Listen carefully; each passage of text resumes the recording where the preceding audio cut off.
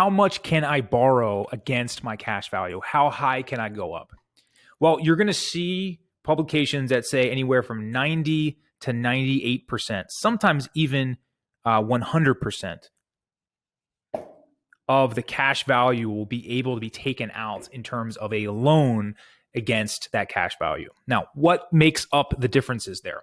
Well, there's a bunch of different factors to consider, the main one of which is the company that you're going to work with. Every company has specific restrictions, provisions, and rules that they stay within. And then there are IRS and insurance sort of legality rules as well. So the couple items to consider here. First, the company itself that you're going to choose.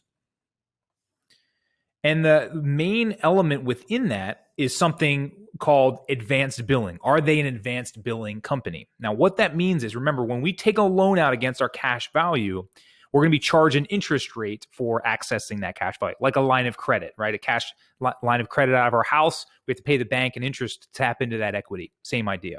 So if we were to take out $10K out of our loan from our policy at the simple interest rate of 5%, that would be $500 for the year that we would have been charged on that loan.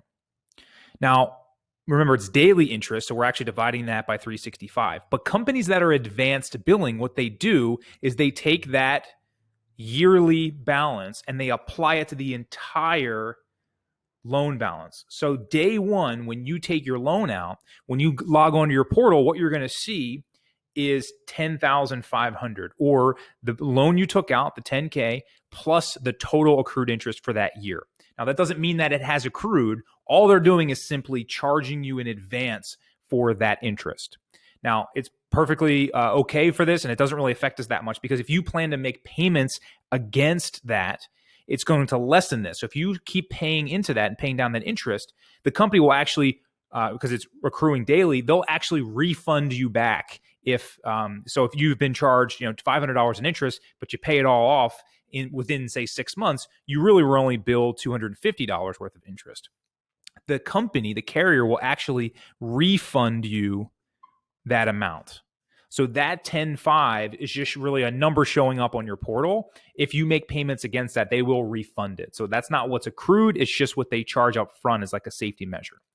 With all that said, the reason I bring that up is because if they are an advanced billing company, they're going to be closer to that 90% of the lower end of the access to the cash value you can loan out against, because they are charging it up front. So sometimes it might be 90 to 94%, 95%. It does vary a bit there with a couple of other things within the company's rules, but a safe, very conservative way to think about this is 90% of my cash value, if I'm working with an advanced billing company, is going to be available to me day one.